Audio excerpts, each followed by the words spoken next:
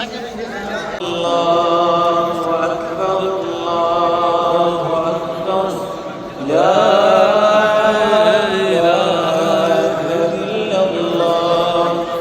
মহিমায় উদ্ভাসিত হয়ে সংযুক্ত আরব আমিরাত তথা আবুধাবির পবিত্র ঈদুল আজহা উদযাপিত আমিরাতত ঈদুল জামাত ভোর 5:41 5:50 অনুষ্ঠিত হয়। আমিরাত রাজধানী আবুধাবিত সর্ববৃহৎ ঈদ জামাত শেখ জায়েদ মসজিদত ভোর 5:50 অনুষ্ঠিত হয়।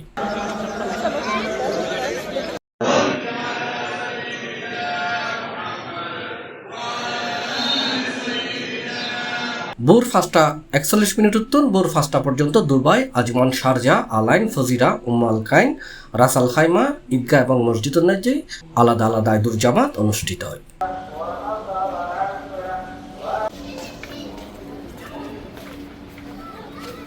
নামাজ শেষে প্রবাসীও একজন আরেকজনকে কোলাকুলি করে ঈদ শুভেচ্ছা বিনিময় করছি। ঈদ নামাজের পর সামর্থ্য মানব পশু কুরবানি দিবার লাই ব্যস্ত গিয়ে বাকি প্রবাসী হল বন্ধু বান্ধব আত্মীয় স্বজনলয় ঈদ শুভেচ্ছা বিনিময় করে। পাশাপাশি যারাতে আজিউল নিজেরার ডিউটি আছে তারা নিজ নিজ কর্মস্থলত নেজি গেই গই এডেই তারা ঈদ উদযাপন করিব। আর যারাতে ছুটি আছে তারা বেশিরভাগই বাসার নেজি ঘুমাইরে ঈদুর বাকি দিন হারাইব।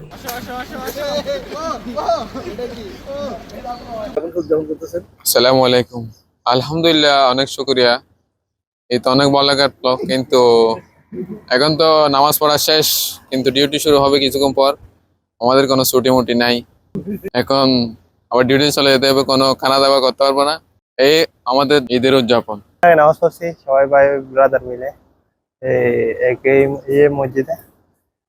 এই প্রবাস জীবনে ঈদ এরকমই, পরিবার ছাড়া তো ঈদ তেমন ভালো লাগে না, কিন্তু সবার তো আর সেম না। পরিবার ছাড়া তো অনেক কষ্ট হয় এই ঈদ উদযাপন করা।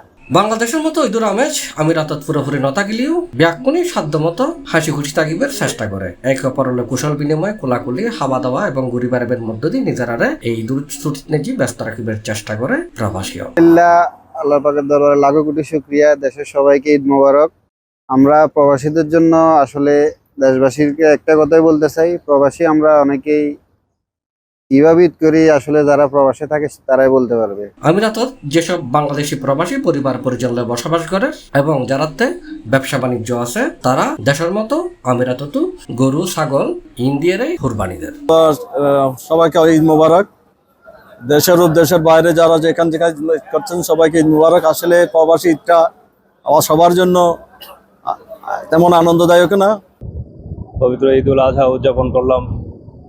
প্রবাসের মাটিতে আসলে ঈদের আনন্দ বলতে এমন কিছু নেই, তারপরেও আমরা আনন্দিত, কারণ আমাদের টাকায় আমাদের পরিবার পশু কিনছে, কুরবানি দিচ্ছে, ঈদের আনন্দ উপভোগ করছে, সেটাই আমাদের বড় পাওয়া, বড় আনন্দ।